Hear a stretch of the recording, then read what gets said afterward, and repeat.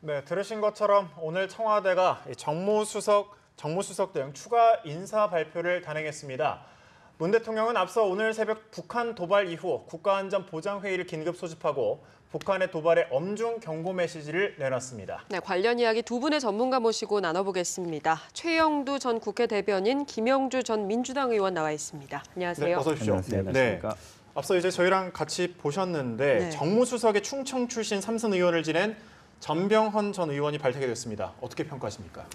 네, 이번 문재인 대통령 행정부는 상당히 어려운 여건에서 지금 정치 상황적으로 보자면은 전병헌 신임 수석이 조금 전에 5당 체제를 언급했습니다만 이 여소야대입니다. 이 여소야대가 참 아주 드문 상황인데 지난 정부들 예컨대 이명박 정부, 박근혜 정부, 또 노무현 정부 보면 잠깐 여소야대 국민이 있었습니다만 곧바로 선거나 직전 선거를 통해서 여당이 모두 집권당으로서 과반수 이상을 갖고 시작을 했습니다. 이번에는 그런데 30석이나 부족한 이 여소야대 국면입니다. 더구나 다음 국회의원 선거는 3년 이후에 있습니다. 그래서 이 문재인 정부로서는 5년 중 3년을 여소야대 국면에서 지내야 되는데 이게 상당히 숙련되고 또 균형 잡힌 정무수석의 역할이 중요해집니다. 예. 그 신임 정무수석은 충청남도 출신이고 우선 그다음에 김대중 정부 때부터 정무비서관 역할을 했습니다. 그리고 청와대에서 이제 정무비서관 역할을 해봤기 때문에 청와대 기능을 잘 알 거라 생각하고요. 그다음에 정당에서도 정책위 의장 그리고 원내대표, 민주당 원내대표를 하고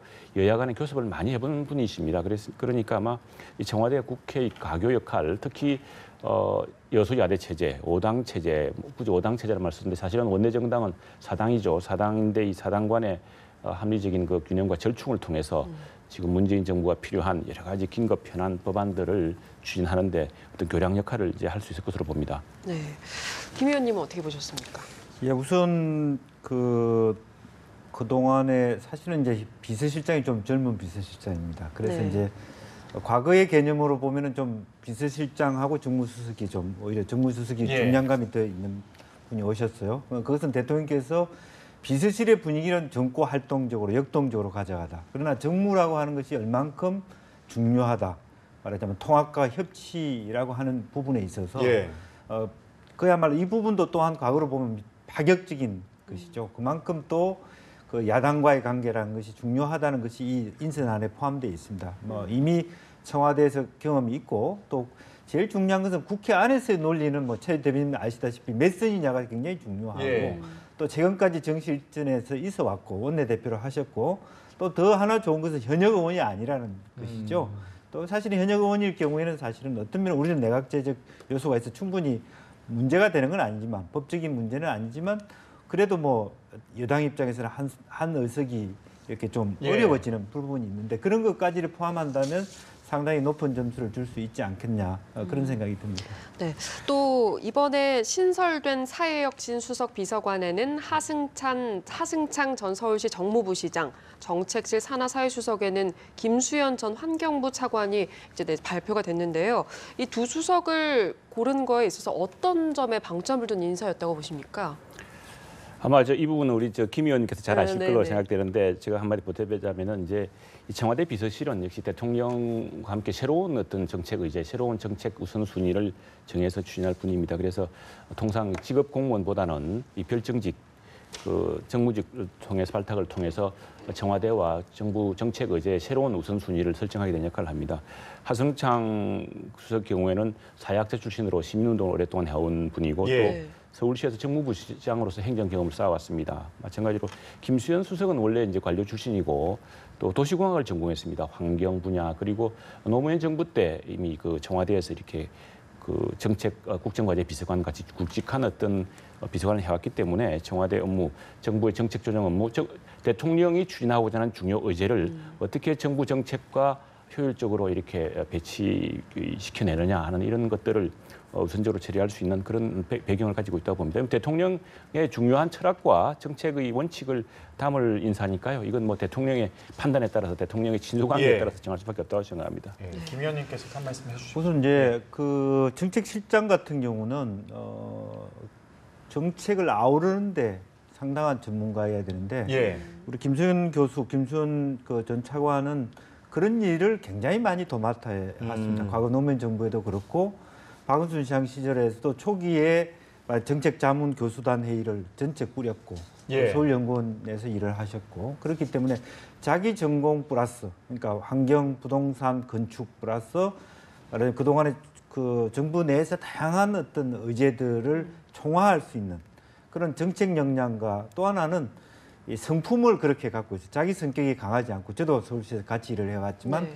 조정자 역할을 한다는 것은 자기 성격이 너무 강하면 안 되거든요. 그런 의미에서 대통령이 무엇을 뜻한 줄 알고 다른 그 다양한 분들의 요구가 무엇인지를 정확하게 꿰뚫어서 두 가지를 다 결합할 수 있는 그런 역량과 성품을 갖고 있다는 면에서 탁월한 역할이다 그렇게 생각이 들고 하승창 우리 그 새로운 수석 같은 경우는 그 말하자면 그 임 비서실장과 조인옥 실장 똑같이 또 정책실장과 같이 서울시에서 일했던 박은순 시장 앞에서 일했기 때문에 네. 지금 현재 인수위가 없는 상태에서 바로 대통령께서 집권을 했기 때문에 예. 서로 모르는 사이에서 이렇게 스타일도 알아보고 하는 시간이 걸리는 시간을 줄였다라고 하는 측면에서 굉장히 좋습니다. 예. 말하면 정책실장과 비서실장이 같이 박은순 시장 함께 일했던 멤버십이 있다라고 하는 부분, 인사수석도 마찬가지거든요. 그래서 서울시에서 같이 일한 경험을 가지고 있고 공통의 철학과 현재 문재인 캠프에서 일했던 경험들을 같이 있기 때문에 서로가 어떤 스타일인지를 모르고 하는 그런 그 시간을 줄일 수 있다라고 하는 부분에 대해서 또 하나는 지난번 노무현 대통령 때보다 지금 더 안정감을 가지는 것은 그때는 참신하다는 것으로서 다만 경력이 그만큼 받쳐주느냐에 대한 논란이 있었습니다. 그러나 이번에 다 국민께서도 보시다시피 다 그만큼 청와대에서 일한 경험 또 서울시에서 일한 경험을 바탕으로 있기 때문에 훨씬 더 전문성과 역량, 참신성을 골고루 갖췄다는 면에서 훨씬 더 안정감과 실력을 갖췄다 이런 인선이라고 봐야 될 것 같습니다. 예, 말씀처럼 역량과 역할이 좀 고려가 된 걸로 이제 볼 수가 있겠군요. 이렇게 세 분의 수석이 발표가 됐는데 그런데 그 10년 전에 그 정책실장 또 책임감이 커진 국가안보실장에 대한 인사는 조금 더 늦어지는 것 같습니다. 이 부분은 좀 어떤 점을 놓고 고심 중인 걸까요? 한편에서는 예. 뭐 대부분 사실 정책실장과 국가안보실장이 중요하기 때문에 우선 먼저 발표되는 것 아니냐 이렇게 좀 그런 예측도 있었습니다. 그런데 무슨 인선에 무슨 문제가 있다기보다는 아무래도 정책실장과 국가안보실장이 새로 임명되면은 바로 이제 대통령의 새로운 의제, 새로운 정책적 우선순위를 추진해야 하니까 미리 좀 사전 조율하고 또 지금 앞으로 이제 새로운 행정부가 될 여러 인사들과 여러 가지 내부 좀 조율을 하는 인수위 과정이 없기 때문에 바로 임명되는 순간 일을 바로 시작해야 되거든요. 그래서 지금 이제 대통령 선거를 치른 지 이제 닷새째 되는 날이죠. 예. 아직 만 일주일이 안 됐는데 아마 인선이 아마 거의 윤곽이 잡혔을 텐데 그 내부에 그 이제 지금 예정되어 있는 인사들이 그 청와대 인사뿐 아니라 또 앞으로 조각에 대해서 정부에 들어갈 사람들 그리고 그동안 같이 정책을 짜왔던 사람들과 함께 변화된 환경에 맞춰서 바로 시작하면 어떤 정책을 그리고 어떤 국가안보 정책을 어떻게 추진할 것인지에 대한 조금 더 청사진 같은 것을 다듬는 시간을 가지고 있는 거 아닌가 싶습니다.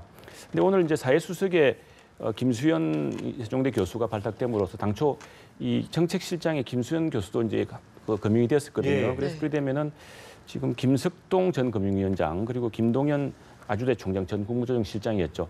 이 두 분이 이제 금융되던 세 분이었는데 두 분이 남았습니다. 과연 이 두 분 중에 한 분이 정책실장이 될지 만일 그럴 경우에는 사실은 뭐 이분들은 지난 정부 이명박 박근혜 정부에서 사실 정부에 중요한 정책들을 해오신 분이거든요. 예. 그런 충분히 그 경륜이 있는 것들 때문에 오히려 정말 그 통합에 실제로 실력을 우선해서 국가가 필요한 그런 인물을 쓴다는 그런 어떤 인사 신호가 또 될 수 있을 것 같고 뭐 결론은 봐야 알겠습니다만 국가안보실장의 경우에는 지금 여러 가지 긴박한 상황이 있기 때문에 지금 현재 김관진 실장이 일을 수행하고 있고 오늘 아침에 NSG에도 참석을 했거든요. 예. 그래서 그 과정 뭐 이미 내부적으로 서로 어떤 그 이행의 절차 같은 걸 진행하고 있지 않을까 싶은데 뭐 그런 활발한 내부 논의는 있을 것으로 생각합니다. 그래서 이분은 이게 이제 아마 그 군 출신이 될지 또는 외교관 출신이 될지 뭐 이것들도 아마 하나의 그게 아마 내부 결정이 냈을 거 봅니다. 아직까지 안 됐다면 조금 아쉬운 대목인데 그 부분들과 정도되고 또 당장 이제 진행될 여러 가지 국가안보 여러 가지 정상회의도 있을 테고요. 또 그런 것들을 진행해야 하기 때문에 아마 지금 치열한 내부 점검과 정책의 그 검토 이런 것들이 그 내부 소통이 이루어지지 않을까 생각합니다. 최 대변인 말씀하신 것처럼 이 부분은 그렇게 느껴집니다. 왜냐하면 정책실장인 경우에는 경제 말하자면 부총리나 장관을 누가 할 것이냐와 연동돼 있는 것 같고요. 국가안보실장 같은 경우는 외교부 장관, 앞으로 이름을 외교통상부가 될 가능성이 많습니다만은 외교부 장관, 국방부 장관을 어떻게 할 거냐에 따라서 이게 연동이 돼 있는 것 같습니다. 예. 이제 그런 조정과 연동돼 있기 때문에 그렇다면 결과적으로는 어떤 그 총리 인준이 되면서 사실은 장관이 정리가 되면서 이렇게 같이 연동돼 있는 부분이라서 내부적으로 어느 정도 정리를 막바지에 이루고 있지 않느냐 그렇게 보여집니다. 네. 또 지금 총리 청문회도 지금 앞서 네. 기다리고 있잖아요. 뭐 이낙연 총리 후보자가 인사청문 요청서를 제출하자마자 야당이 송곳 검증을 하겠다 이렇게 말을 했는데 어떻게 보면 협치의 첫 시험대가 될 건데 좀 어떻게 진행이 될 걸로 전망이 됩니까? 뭐 어차피 협치를 하더라도 예. 검증과 어떤 청문회는 깐깐하게 할 수밖에 없는 거고 여당조차도 깐깐하게 해야 되고 야당은 네. 물론이고요. 홍준표 후보께서 공항을 가시면서도 아주 깐깐하게 하겠다 뭐 그런 가이드라인이랄까 네. 입장을 주셨습니다. 뭐 그거는 뭐 초기라서 뭐 대충 봐달라 이런 것은 있을 수 없는 일이라고 보이지고 다만 그런 것을 염두에 두고 이 첫 총리를 말하자면 언론인 출신이면서도 사선 의원 그리고 도지사까지 경임을 했던 그런 분을 했다는 것은 어떤 의미를 가지고 있냐면 한 20년 이상을 말하자면 이미 검증받아온 분이라고 보면 됩니다. 저도 국회의원 해봐서 알지만 매달 말하자면 제 은행에서 돈이 얼마나 들어가고 나왔는 걸 다 이렇게 조사하다시피 하고 예. 모든 선거 때마다 자기 재산을 기록하기도 하고 또 자기 가족에 대한 문제, 자기 아들에 대한 문제가 있을 수 있도 저도 사실 마찬가지입니다. 실제 우리 둘째 아들이 고등학교를 졸업하는데 벌써 축구하다가 십자인대가 완전히 나왔어요. 현재로는 군대를 안 갈 가능성이 많지만 제가 정치인이기 때문에 그 부분을 굉장히 예의주시해서 준비를 한단 말이죠. 예. 이낙연 후보도 그럴 수 있다고 봅니다. 그래서 무슨 과거처럼 아이를 뭐 군대에서 뺀다라는 그런 차원이 아니라 실제로 군대를 안 가게 됐을 때 일반인 같은 경우는 아무 문제가 없지만 그런 청문회를 거칠 수 있는 분이라면 충분히 준비됐기 때문에 물론 청문 과정에서 우리가 전혀 예상하지 못한 이상한 일들이 있을 수 있어요. 그거는 우리가 미리 예단할 수 없는 부분이지만 예견할 수 있는 바에 있어서는 상당히 그 여러 가지 많은 그 송곳 같은 질문 속에서도 상당히 안정감 있게 청문회를 통과할 수 있을 것이다. 그렇게 예상하고 있습니다. 예. 앞서 이제 김 의원께서 말씀하셨다시피 총리가 임명이 돼야 장관들에 대한 이제 재청도 이뤄질 텐데 아무래도 좀 기간이 좀 필요할 것 같은데 혹시나 국정 공백이 좀 장기화되지 않을까 이런 우려도 있거든요. 예, 그렇습니다. 그런데 이제 저 원내대표 지금 민주당 원내대표 예. 이제 경선이 내일인가요? 이루어지게 되는데 주초에 이루어지게 되는데 그 우상호 원내대표가 지난번에 대통령 선거 직후에 소속 의원들에게 문자로 이렇게 알렸습니다. 5월 말 6월 초에 올 하순 6월 초에 그 장관 청문회가 집중적으로 이루어질 수 있으니까 이때 전부 국회에서 좀 나와서 청문회와 그 표기를 준비할 수 있도록 이렇게 당부를 했습니다. 보면은 5월 말 6월 초 그러니까 총리 청문회를 한 20일 내에 마치고 총리 임명 이후에 20일 내에 마치고 곧이어 총리가 이제 제청하는 방식을 통해서 진행이 되겠죠. 근데 이제 당초에는 그 예상하기는 지난 정부에 임명된 장관들 모두 해임하고 혹은 사표를 수리하고 차관을 임명해서 그 차관들이 당분간 좀 이걸 이끌어가지 않겠나 이렇게 예상을 했는데 지금까지 보면은 이전 장관이 거의 다 그대로 남아서 예. 다음 장관이 임명될 때까지 그 국정을 지금 수행하고 있습니다. 그리고 NSC 오늘 아침 NSC 회의도 보면은 통일 외교장관 그리고 국방장관이 지난 정부에서 임명된 장관이 그대로 왔고요. 뭐 적폐청산과 그다음에 정권 교체라고 하는 큰 명분을 내세웠습니다만 그러나 국정이라는 것은 이게 연속선상에 있는 것이고 또 그런 의미에서 이게 인수위가 없이 진행되다 보니까 뭐 의도하지는 않았지만 한편으로 보자면 순조로운 이행이랄까요? 그 정책의 연속성이라고 할까? 이런 것들이 또 각 부처마다 현안과 새로운 정책 의제들이 순조롭게 서로 교대되는 이런 그 과정을 거치고 있는 것 같습니다. 그래서 지금 일단 그 국무회의에서 의결을 위해서라도 현직 장관들을 그대로 남겨서 일을 시켜야 되는 상황이어서 뭐 그래서 국정 공백 없이 그리고 또 새로운 대통령은 이제 새로운 정책 의제와 우선순위를 지금 다듬어가면서 조각을 차례차례 진행할 것 같습니다. 예. 네. 좀 덧붙이면 사실은 이제 뭐 미리 저도 알 수는 없습니다만은 이제 차관 인사를 할 수 있기 때문에 차관 인사에서 조금 더 관심 있는 차관 인사를 통해서 현실적으로는 국무회의를 하기 위해서 국무위원들 그대로 두신다 하더라도 실질적으로 이끌어갈 수는 앞으로는 추후에 장관이 오겠지만 예. 좀 더 야심차게 일을 준비할 수 있는 차관 인사들도 한번 주목할 만한 포인트다 이렇게 보여집니다. 네. 예.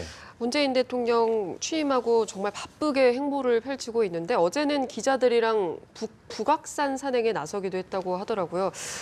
나흘 동안의 행보 중에 좀 눈에 띄는 점이 있으셨나요? 예, 그 기자들하고 북한산 간 건 상당히 뭐 저는 언론계 출신입니다만 언론계 출신으로는 환영할 만한 일이죠. 이렇게 예. 계속 만나고 하는 건 좋은 일이고 더욱이 이제 인수위가 없었기 때문에 대통령이 당선되면서 바로 기자들하고 못 만나게 되거든요. 네. 청와대 들어가는 기자들은 그 중에 이제 한두 사람밖에 없었기 때문에 각 사에서 그동안 마크맨들이라고 이제 각 캠프에 있을 때는 여러 명의 기자들이 한꺼번에 각 사에서 예. 합니다. 그래서 그 기자들과 아마 일단은 그 청와대로 들어오면서는 이제 못 만나게 되었으니까 같은데 제가 오늘 오늘 일요일까지 당선이 55회째입니다만 역시 가장 인상적인 대목은 네. 지금까지 소통 행보도 좋았습니다만 오늘 아침에 NSC 긴급 소집과 거기서 보여준 단호한 태도입니다. 네. 지금 그 우리가 대북 정책을 둘러싸고서 그동안 보수 쪽에서 우려도 있었고 또 진보 쪽은 항상 보수 정부를 탓하지 않았습니까? 그런데 항상 역대 정부를 보면은요 보수 정부라고 하더라도 이명박 정부, 박근혜 정부 모두 북한과 대화하려고 했습니다. 대화했는데 모두 그 첫 정부 시기에 핵실험을 하거나 도발을 했거든요. 네. 미국도 마찬가지입니다. 미국도 오바마 대통령이 유명한 말을 했거든요. 만일 당신의 주먹을 펴면은 우리는 손을 뻗치겠다라고 이제 언클래치 오 피스 하면 우리가 익스텐드 핸드 하겠다는 그런 말도 하고 대화의 여지를 계속 펼쳤는데 항상 북한이 그때마다 핵실험이나 미사일 실험으로 그렇게 했습니다. 오늘도 사실 중국이 지금 1대1로 정상회의를 하고 있습니다. 예. 세계 각국에서 정상을 모아서 하고 있는데 그 중국에 한 방 날린 셈이고요. 미국의 대화 의지, 트럼프가 아주 그 스마트한 친구라고 내 대화하면 영광이다라는 말까지 쓰면서 대화 의사를 비쳤는데도 불구하고 한 방 날린 셈이죠. 그리고 문재인 대통령은 또 북한 정책에 대해서 굉장히 우호적인 입장을 천명해 왔는데 그래서 이번 기회는 오늘 단호한 메시지를 보여줌으로 해서 그동안 외교안보 정책 특히 대북 정책을 둘러싸고 국민적 의구심을 씻어주는 좋은 하나의 이정표가 됐다고 생각하고 네. 또 이런 그 북한 오늘 도발을 계기로 예. 그 앞으로 우리 정부 내에서 또 우리 정당 정치권 내에서 대북 정책에 대한 보다 분명한 가이드라인을 잡을 수 있는 계기가 마련된 것 같습니다. 네, 알겠습니다. 자, 여기까지 듣도록 하겠습니다. 최형두 전 국회 대변인, 김형주 전 민주당 의원과 함께 말씀 나눠봤습니다. 고맙습니다. 예.